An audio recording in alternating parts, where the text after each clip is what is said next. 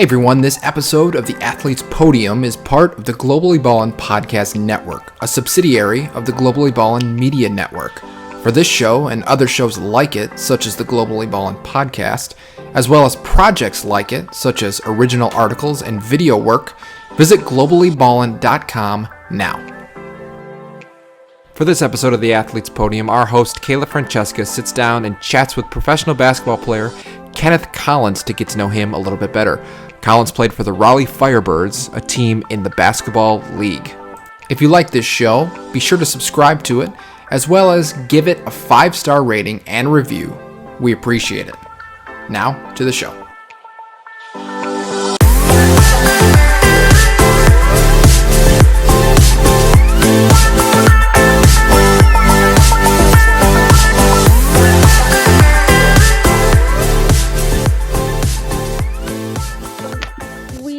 To know when and why did you start playing basketball? So tell us a little bit about that.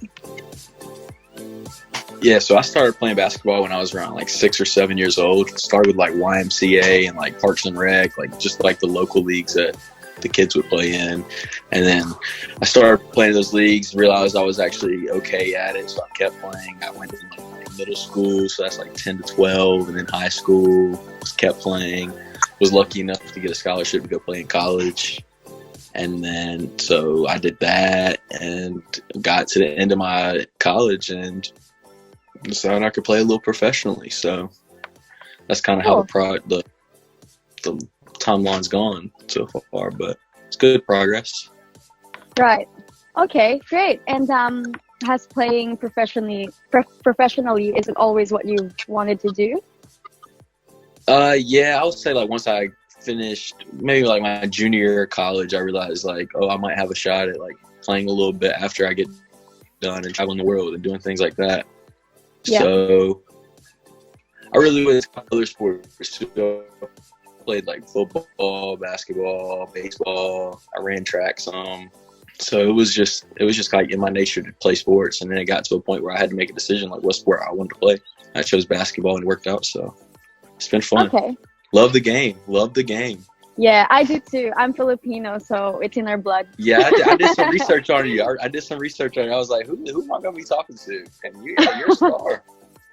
No. But Filipinos love basketball. If I was tall, I would have played basketball. You think so? Yeah, but I'm like 5'2". You can still play. You can be a point guard. Yeah. You can run the team. I guess. How tall are you? 6'4". Like I'm 6'4" and a quarter, so. Okay. Like 6'4". Yeah. Well, really. I guess a lot of Filipinos were short. Like we're not that tall, and a lot play basketball over there. So yeah. Yeah, that would be a nice place to play. Yeah, it's really fun. Maybe I'll make it there one day. Yeah, you should go pro there. That would be nice. That would be really nice. I bet they got good money too. Yeah. And so take us through a day in your life playing over there. What does your day look like? How do you stay in shape? What does training look like for you? Well, in the States right now, it's like the summertime, so it's kind of like the grind period, doing a lot of lifting, doing a lot of like skill development work. So like I'll train at 8 a.m. and that'll be like on court, so it'll be like shooting and dribbling and like doing a bunch of those kind of exercises. And then I'll switch to around 11:30 in the morning. I'll go and do a weight session with a different trainer that I have. And luckily he's like one of my best friends, so that works out well. It's kind of like a cool down period. And then I come home, I like do the whole breakfast before my first workout and then lunch in between weights and the skill work. And then I come home and most of the time try to take like a little nap, and which I didn't get to do today, which I'm going to make up on tonight. I'm going to go to sleep early, but yeah. After the Chipotle. Really the resume. Yeah, after the Chipotle. Chipotle is definitely happening here in about 30 minutes. But yeah, it's a grueling time right now, but it's for me to get to where I want to be, I got to put this time in. So okay, I'd rather be doing this than working a different job. So it works out. Yeah, it's a really good job what you have. Very good job. You're doing what you love. And with the coronavirus happening, did you guys obviously you guys stopped training and all that, right? Yeah. I wasn't doing really much of anything there for about a month, like not doing anything. I would do push-ups and sit-ups and stuff in my room, and luckily, like we have a basketball goal where I live at, so I can go and shoot if I want to. But for about a month, it was like you couldn't get in the gym anywhere. Yeah. Like, everyone was on lockdown. So yeah. But now things are starting to ease back up, so it's rare. It's relatively close to kind of what it was, but everyone's walking around with masks on and just being more precautious, really. Yeah, it's been crazy. It's the same here. But yeah, things are going back to normal as well. And your season, the basketball league, is it ongoing right now, or are you guys just in? We're in the off season right now. So the coronavirus, it actually wiped out our season. So we were about 8 or 9 games in, and we played like a 25, 26 game season. And they had to call the league. Before they canceled it, they were like, "Oh, we're gonna have like a end of the season tournament. Like all the teams come and play." But the coronavirus is just getting worse and worse, so they just called the whole season. Right. So and which other that was tough too. Which other states is included in the league? Oh man, they're everywhere: Florida, New York, New Jersey, North Carolina, Texas, California, Washington. It's a lot. So there's a whole East Coast and the West Coast. Yeah, it's a big league. Coach Mags does a really good job of running the league. He ran the NBL Canada, which was a tough league. So he knows what he's doing. Hopefully it turns into a lot bigger than what it is right now. Wow, okay. That's really interesting. Because I've never heard about the basketball league until I did research before I spoke to you. But yeah, that's really interesting. And so being a professional basketball player, you get to travel. Can you tell us a bit of the ups and downs of being a professional basketball player? Yeah, I can. So the ups would be like kind of when you see people in public, and then so I went to Mexico and I got to experience a whole different culture, and we were famous there because we were the Americans. We were some of the better players on the team. And these cities is like, sometimes that's all they have to live for is like the basketball going on in their city or the soccer going on in their city. So the highs are definitely just going into a restaurant and just signing a bunch of autographs and just talking to people and just interacting with other people who kind of like admire you because of what you do, just for being good at a sport. And then the lows would just be like the travel. So like from city to city, like in the basketball league, it's tough. Like we'll play 3 games in 3 days, and we'll have to go from New York to New Jersey to North Carolina, which is like a long distance. Or we'll have to go from like Texas or Arkansas. Like we're traveling 10 to 12 hours each little trip to go and play. Wow. So it's tough. It's tough on your body for sure, just to kind of realize, like, listen to your body and know that things are hurting, and you got 2 more games to play in 2 days. So wow, those would be the lows. Would be just the travel wear and tear. And what do you usually do for recovery, for rest and recovery? Yeah, so I'm a big ice. Like if I work out on court or I play a game, like I'll go and I'll ice immediately. So I have like 2 bags on each knee, and then most of the time I'll try to like put my feet in a cold tub, which usually works. I've been doing that. My body feels good, so I'm only 25 and I feel great. Like feel better than I think I have ever felt, and I've just done the same recovery methods over and over again. Okay, and since it's pretty full on from the sounds of it, a lot of traveling as well during the on season, how do you make sure that you get to spend quality time with your loved ones, when you get the chance to spend time with your family and friends? Right. Yeah, it's tough because like if I go back to Mexico, like my sister just had a baby, so like I'm an uncle now, and so congratulations. Just like thank you. Just like not being able to see her grow up, and then like not seeing my family. Like I have a little brother who's in high school, so like watching him play sports and things like that, I'll miss out on. But like times right now, like luckily playing in the TBL, it's in Raleigh, which is where I live, so I'm able to see my family and see everybody around. But when I do come September, which I'll be leaving again if everything holds up, like I won't see my family for 5 months. Like this. Wow. That's it's not that long. That's a long time, you know. Yeah, And of course. watching 5 months of life, like that little girl, the little baby might not even remember me. She's only 3 months old now. 5 months, I could be a whole new person to her.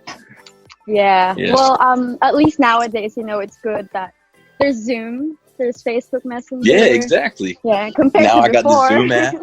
Yeah. Now I got the Zoom app. We're ready to go. And so if you could tell us a little bit about your short-term goals and long-term goals as a professional athlete, like what do you want to achieve in the long run? Yeah.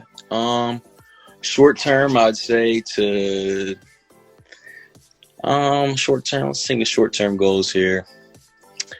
So since I'm going to be leaving for Mexico soon, I'm going to say I'd like to make the All-Star game in Mexico. So there's like 25, 26 teams, and they each pick about 16 players to come play in this All-Star game. And I really want to be a part of that this year. So that'd be just a good short-term goal. Long-term, I'd like to touch the NBA G League. Like to be able to go into the developmental process of being in the NBA. That's a good goal. It's something I think is attainable as well because I'm still young and I'm still playing, and I don't think I've reached my peak yet. So. Okay. And which team would you like to play for? Let's say if you get a chance to play in the NBA, not NBA G League, but in the NBA, which team would you go for? NBA. If I had to play for any team, I'd play for the Charlotte Hornets, hometown team. Of close course, to home. It'd be fun. It'd be a lot of fun. And so with being a professional athlete, what keeps you going and what keeps you motivated? Just a daily grind, like just seeing the progress, yeah, like in the weight room, on the court, everything. Just constantly seeing that is what drives me. And then also like seeing my friends succeed too. Like the people around me, like my trainers are some of my best friends. So like I win, you win, like let's all do our thing. So, and yeah, just having those people close to me, that really matters to me a lot.